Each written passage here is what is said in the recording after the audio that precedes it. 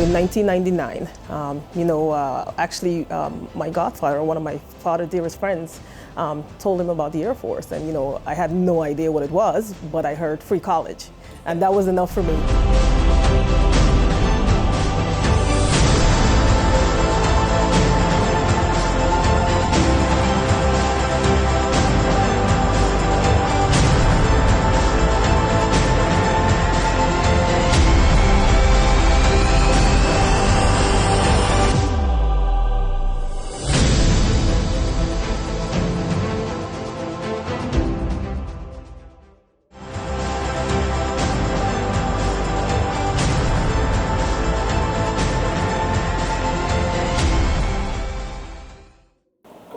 About your remigration journey. From this end, of course, how was it? Was it easy? Was it hard? How were the systems able to assist you? How was the government able to help you? Tell me about your remigration journey. Whew. Well, I think that the systems are there in place. I think the systems can be enhanced a little bit more, especially for remigrants. Because what I think they don't understand is that when you spend your adult life in different places and you're trying to remigrate, you have to kind of cushion a little bit more.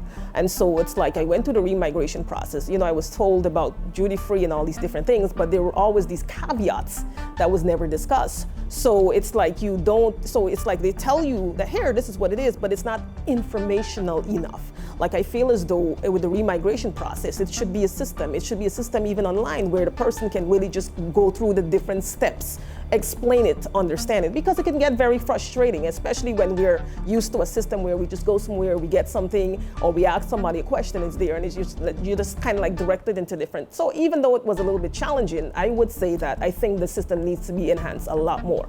And even for me, the younger generation, so just imagine the elderly, if they're not understanding the process and they don't have the information that is being provided to them, it can be a rough journey. But for me, I navigated a little bit more, because I'm a warrior, of course, but it got a little bit frustrated a lot of times, yeah, it did.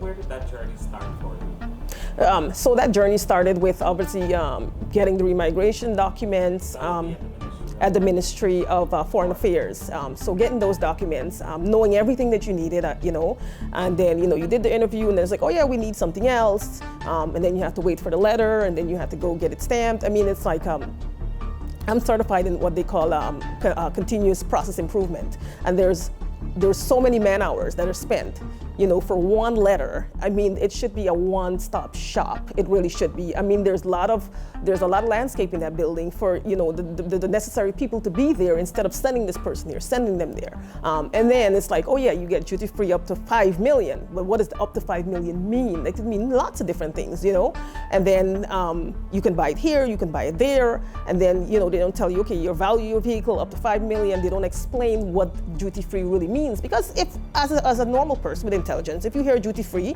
up to 5 million, then you say, okay, I can bring something at 5 million. But that's not necessarily the case because there's all these different caveats as far as what you're bringing and everything else.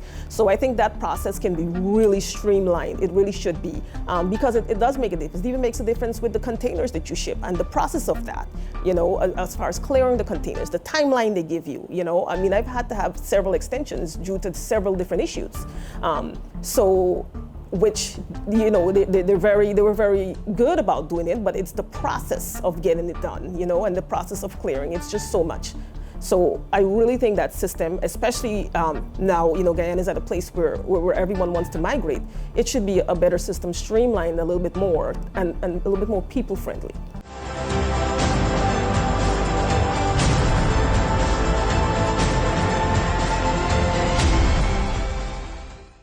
You're here. You're settled, you're preparing to move into your own home. What's next for you? Well, what's next for me is definitely, so I have my HR company up and running for consulting. So it's Human Resources Warrior, because of course I'm a warrior, why not?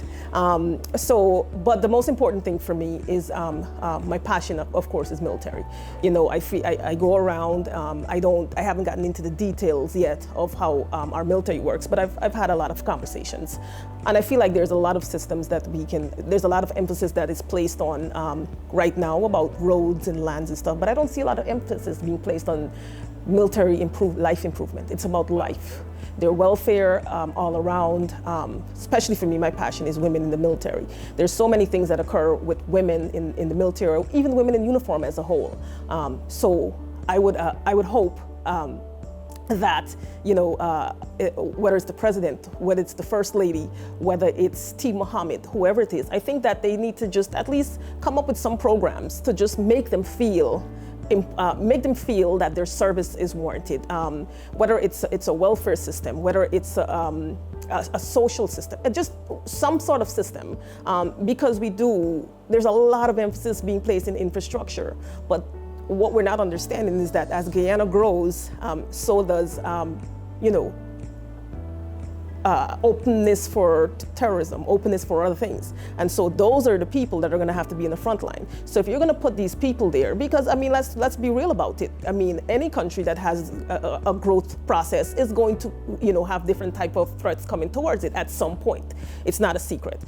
So why not put money into those people that really need to feel like this is their life, to feel like when they walk away, there's so many military, you see ex-military, that they're into stealing, they're into issues because there's no rehabilitative system for when these people leave. If you give a country 6, 7, 10 years of your life, why not transition them correctly? Why not have some sort of source where they can go and get a job that they can transition to, whether it's temporarily, I really feel that that as a whole really needs a lot of attention. And I'm not saying that they don't have those programs. Let me make it clear. I don't know the systems, but from the people that I've interacted with, I feel it really needs that attention.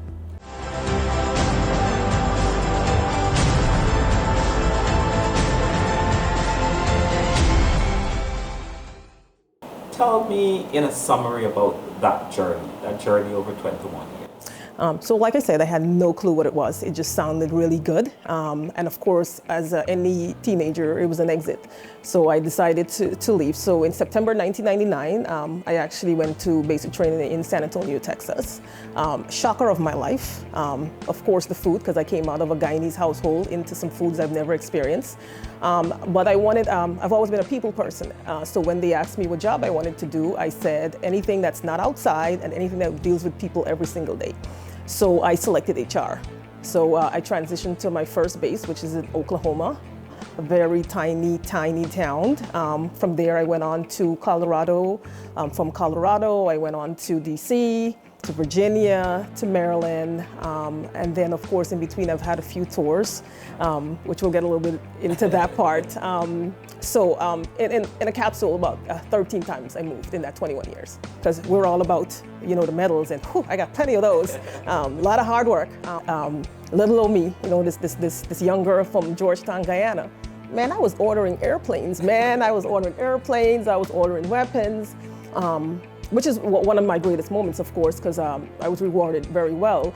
But it's one of those things where the reality, there was so much going on. And then I sat back and I realized, man, how can I just order up some, just order up some jets, just order up some airplanes in a short time span, move people, move weapons.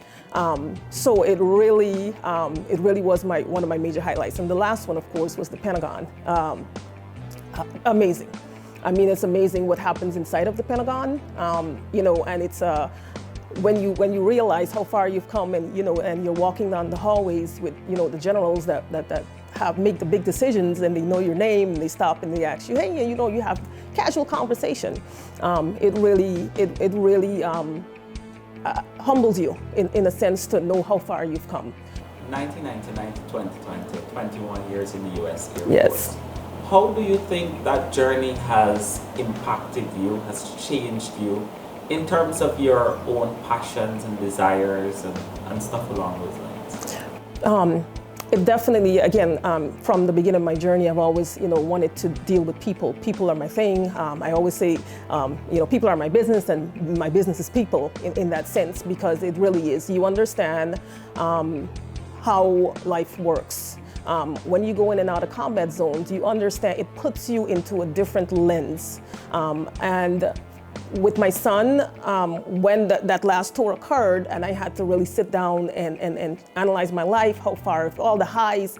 I mean, there's been a lot of highs, of course, education-wise. I'm not even gonna go down that list, but there's plenty. Plenty of education, plenty of experiences. It really brought me down to the fact that there's a lot of people. I had a recruiting tour that I did.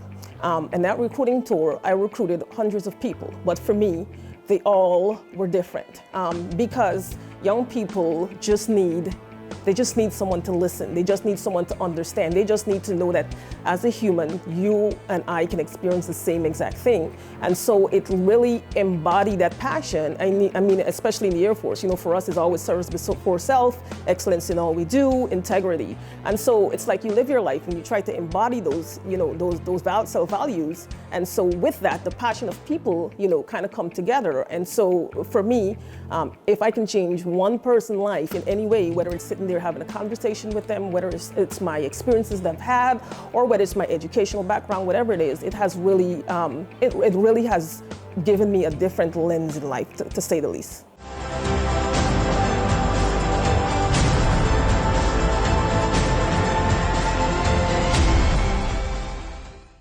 It seems you stayed connected to Guyana. Correct. Throughout this period. And you've taken the decision to remigrate. Why?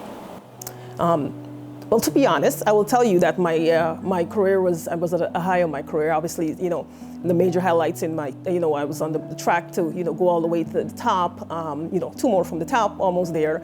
But my last tour was my last tour. Unfortunately, during that tour, I didn't do so well.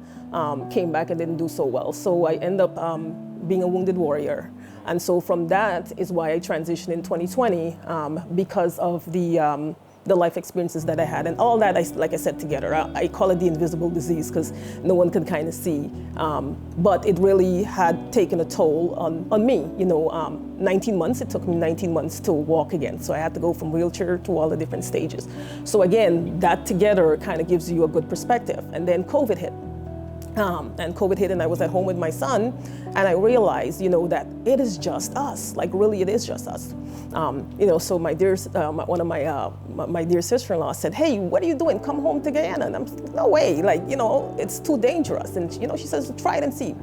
And so I came back and then I realized that, in all the highlights of my career and everything that I do, I've always had a community that surrounded me of people. Even though I didn't have family in all these places that I moved, they became, the military people are your family in essence. But I realized my son was missing something. And it's something that I couldn't give him. And I realized how he was interacting with my dad, he was interacting with my brothers, and he was having such a good time. And so I asked him, I said, do you like it here better than in Texas? And he said, yes. And for me, at that moment, I had to, because I've dragged him around. I mean, he's 9 and he's moved 5 times. So for me, it was a no-brainer, and then again, COVID kind of puts things into perspective. And I said, you know what? If I'm gonna stay here, at least let me use the talents that I've had. Let me try to change lives in whichever way I can. I have a lot of different passions. So for me, again, it's bringing all of that together, my experiences, my travel, and of course my son being comfortable and enjoying his life too. Right. You brushed over the wounded warrior statement, but can I hear more about that? So I brushed over it a little bit because it was a very difficult time, especially for my son. Because again, I'm a warrior, man. It's what we do. We make it happen. And then that was a point in my life where literally I went to the hospital. I was experiencing different pains all the time. And then finally I went to the hospital and then I was told I was, literally, you have clots in your legs, your entire leg and your lungs. And that moment, it's just kind of like, I knew at that moment 2 things, because I'm HR, my career is over, 1, and 2, what am I going to do with my son? The Wounded Warrior is a great program. Sometimes people think that you have to be injured directly in combat to be a Wounded Warrior, but significantly, if you're significantly ill, that's a program you also go into. And they help really a lot because what they do is help you to transition, they help your family to transition, and they provide additional support. But it was amazing. During COVID, I was actually supposed to have, during my retirement in March, I was supposed to have a walk to freedom is what I call it. So I went through the whole entire period of physical therapy, and I was supposed to have a retirement ceremony, and COVID happened just in the midst of it. And it didn't happen. But what I realized is just how great my service was, because they told me to come outside one day, and I'm telling you, whew, it was a full drive-by. I'm talking fire trucks, ambulance, cars, probably about, I can't even, over 60 cars of people that poured out as I stood in my driveway. And there's a whole article on it. I mean, and news was there. I mean, they plotted all this stuff in my neighborhood, and I had no idea. So for me, even though it was sad because my career was ended, because I know my potential, I know how far I've, but that particular day just let me know it's okay, so we can move on to bigger and better things.